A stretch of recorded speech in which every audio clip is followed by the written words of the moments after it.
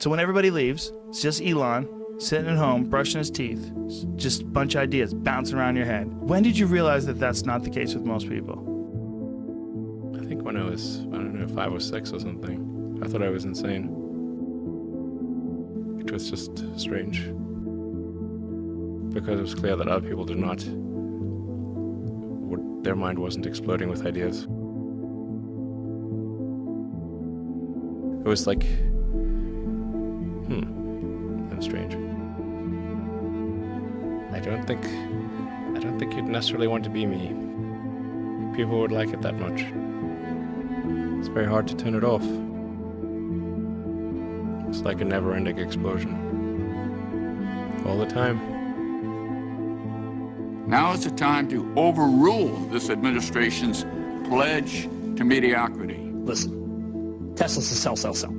You don't want to own this stock. You shouldn't even rent the darn thing.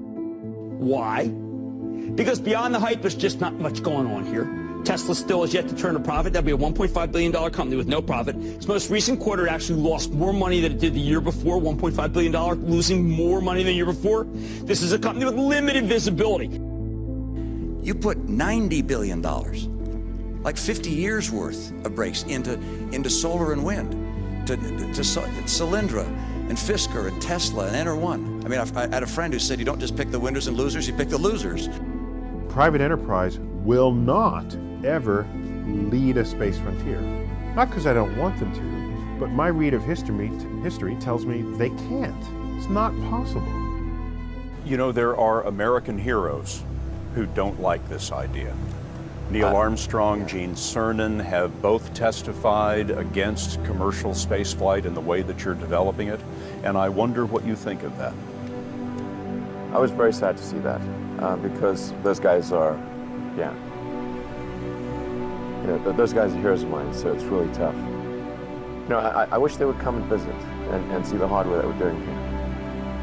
And I think that would change their mind. They inspired you to do this, didn't they? Yes. And to see them casting stones in your direction. It's difficult. Did you expect them to cheer you on? So they're hoping they would. What are you trying to prove to them? What I'm trying to do is to make a significant difference in spaceflight and help make spaceflight accessible to almost anyone. One of the most difficult choices I have ever faced in life was in 2008. I think I had maybe $30 million left, or $30 or $40 million left in 2008. I had two choices. I could put it all into one company, and then the other company would definitely die, or split it between the two companies. But if I split it between the two companies, then both might die.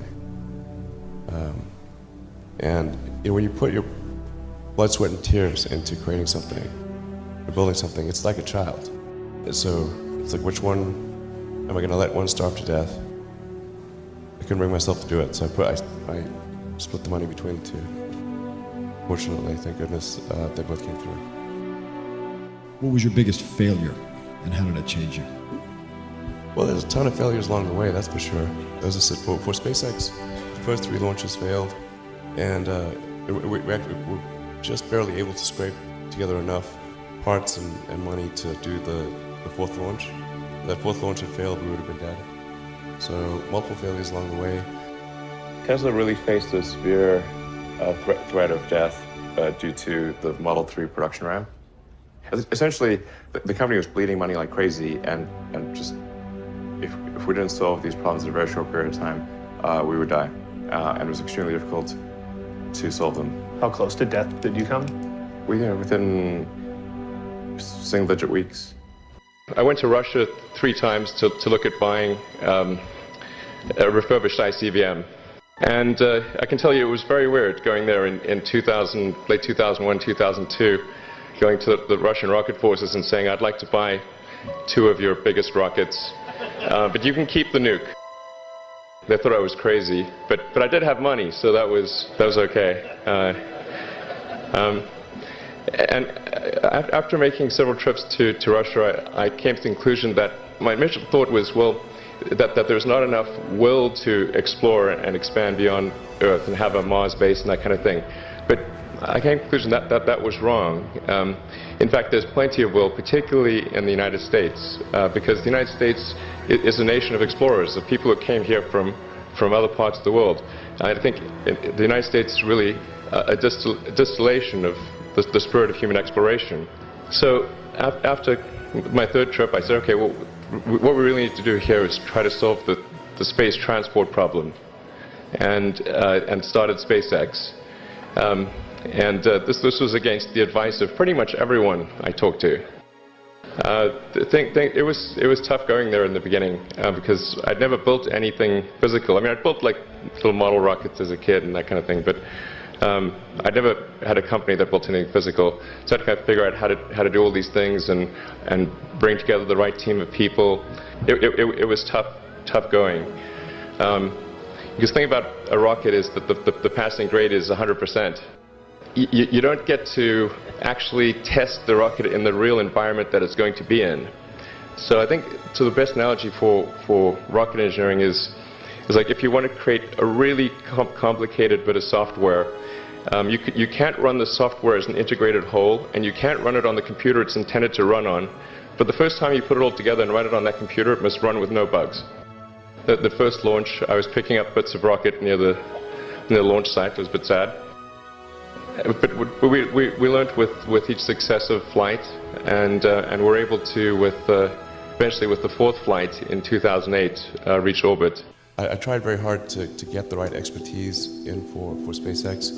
I tried hard to find a great chief engineer for the rocket, but the good chief engineers wouldn't join, and the bad ones, well, there was no point in hiring them. So I ended up being chief engineer of the rocket.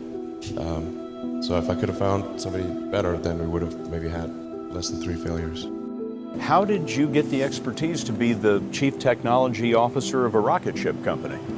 I do have a physics background. That's helpful as a foundation. And then I read a lot of books and talked to a lot of smart people. You're self-taught? Yeah. Well, self-taught, yes, meaning I don't have an aerospace degree. So how did you go about acquiring the knowledge? Well, like I said, I read a lot of books, talked to a lot of people, and have a great team. When you had that third failure in a row, did you think, I need to pack this in? Never. Why not? I don't ever give up. I mean, I'd have to be dead or completely incapacitated. So many people try to talk me out of starting a rocket company. It was crazy. What did they tell you? One good friend of mine collected a whole series of videos of rockets blowing up and made me watch those. He just didn't want me to lose all my money. How did you figure you were going to start a car company and be successful at it? Well, I didn't really think Tesla would be successful. I thought we would most likely fail. But I thought that we at least could address the false perception that people had that an electric car had to be ugly and slow and boring like a golf cart. But you say you didn't expect the company to be successful, then why try? If something's important enough, you should try, even if the probable outcome is failure. Were you a little naive when you thought, I can easily build an electric car and a rocket? I didn't think it would be easy. Like I said, I thought they would probably fail. But you know, like creating a company is almost like having a child. So it's sort of like, how do you say your child should not have food? So once you have the company, you have to feed it and nurse it, and take care of it, even if it ruins you. Yeah.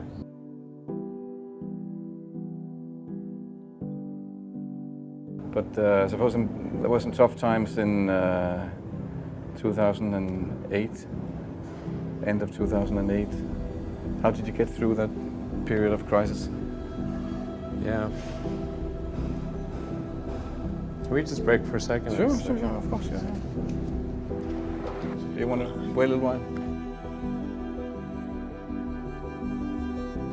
Yeah, I sure hope it was worth it. Sure hope so. Sure hope it was worth it. Where does that come from, or how do you think about making a decision when everyone tells you this is a crazy idea? Or where do you get the internal strength to do that? Well, first of all, I'd say I actually think I feel fear quite strongly. So it's not as though I just have the absence of fear. I feel it quite strongly. But there are just times when something is important enough, you believe in it enough, that you do it in spite of the fear. People shouldn't think, well, I feel fear about this and therefore I shouldn't do it. It's normal to feel fear. Like there'd have to be something mentally wrong if you didn't feel fear. Particularly if you're starting a company, you need to work super hard. So what does super hard mean?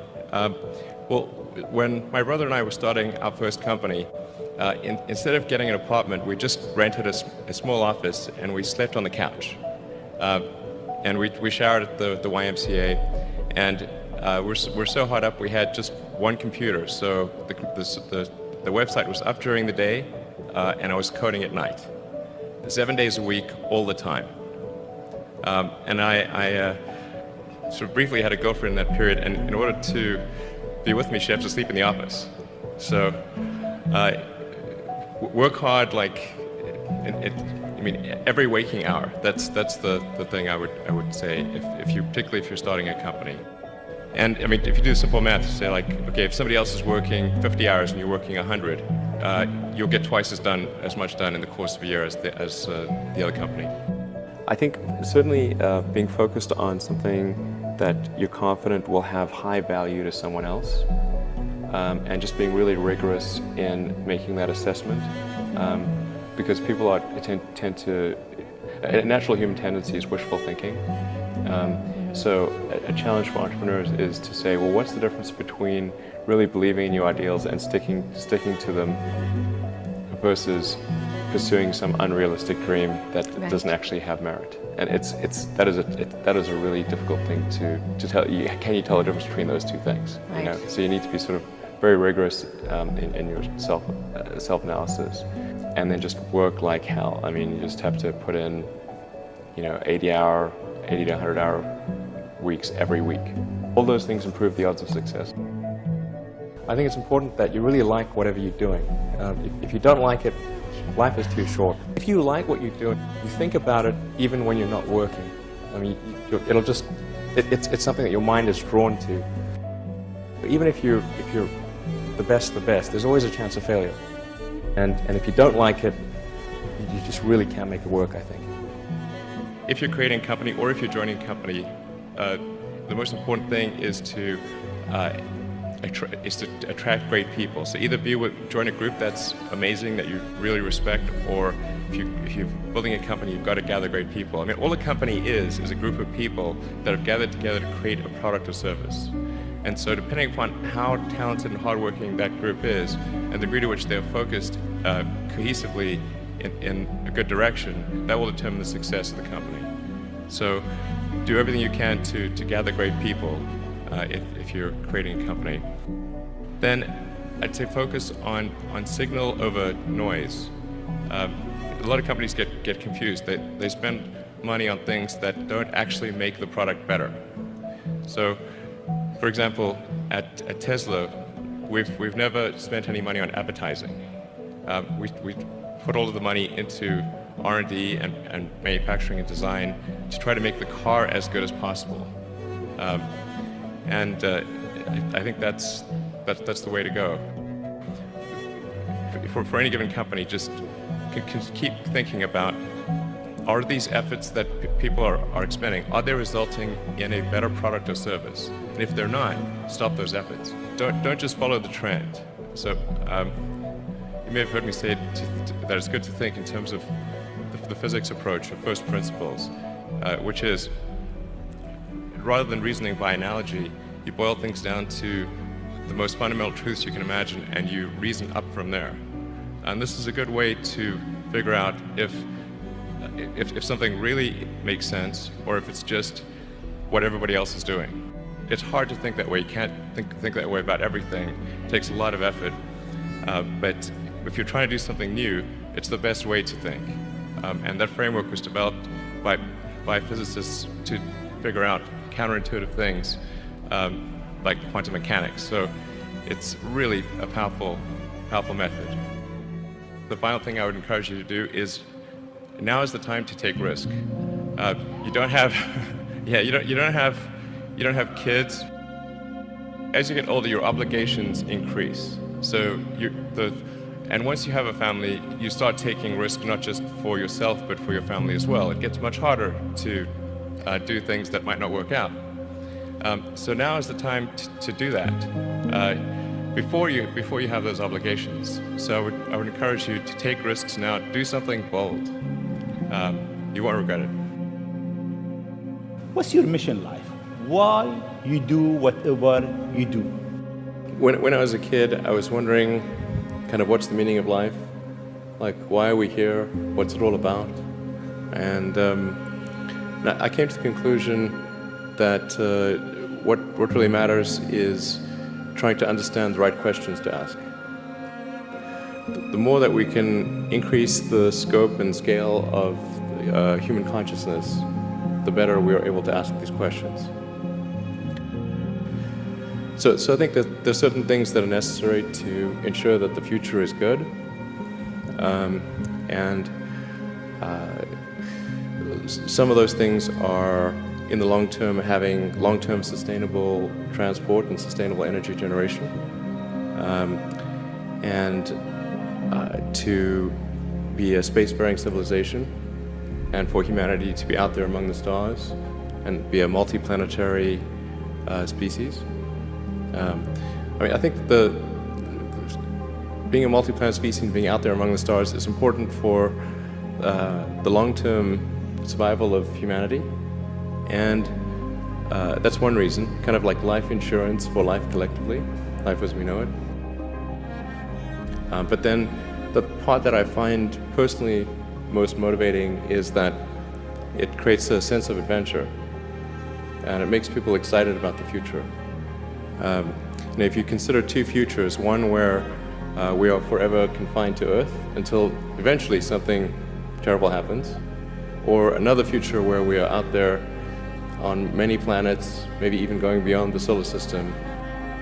How many things can you buy that you really love, that really give you joy? So rare, so rare. I wish there were more things. That's what we're trying to do. Just make things that somebody loves. I think that second version is incredibly exciting and inspiring, and there need to be reasons to get up in the morning. You know, life can't just be about solving problems. Otherwise, what's the point? There's got to be things that people find inspiring and make life worth living. The universe as we know it will dissipate into a fine mist of cold nothingness eventually. I don't want to sound like things are too dark, because I think you kind of have to be optimistic about the future. There's no point in being pessimistic. It's just too negative. It doesn't help, you know. I think you want to be, my theory is I'd rather be optimistic and wrong than pessimistic and right. What are the set of things that can be done to make the future better? I think that a future where we are a spacefaring civilization and out there among the stars, this is very exciting. This makes me look forward to the future. This makes me want that future. There need to be things that make you look forward to waking up in the morning. You wake up in the morning, you look forward to the day, look forward to the future. In a future where we are a spacefaring civilization and out there among the stars, I think that's very exciting. That is a thing we want. Whereas if you knew we would not be a spacefaring civilization but forever confined to Earth, this would not be a good future. That would be very sad, I think. If there are two futures, and one future is we're out there among the stars, and the things we read about and see in science fiction movies, the good ones, are true. We have these starships, and we're going to see what other planets are like, and we're a multi-planet species, and the scope and scale of consciousness is expanded across many civilizations and many planets and many star systems. This is a great future. This is a wonderful thing to me, and that's what we should strive for. People look like they have a much better life than they really do. People are posting pictures of when they're really happy. They're modifying those pictures to be better looking. even if they're not modifying the pictures, they're at least selecting the pictures for the best lighting, the best angle. So people basically seem, they're way better looking than they basically really are. And they're way happier seeming than they really are. So if you look at everyone on Instagram, you might think, man, there are all these happy, beautiful people, and I'm not that good looking and I'm not happy. So I must suck, you know, and that's gonna make people sad. When in fact, those people you think are super happy, actually not that happy. Some of them are really depressed, they're very sad. Some of the happiest seeming people, actually some of the saddest people in reality. So I think things like that can make people quite sad. This may sound corny, but love is the answer. Wouldn't hurt to have more love in the world. I think people should be nicer to each other and give more credit to others, and don't assume that they're mean until you know they're actually mean. You know, just, it's easy to demonize people. You're usually wrong about it. People are nicer than you think. Give people more credit.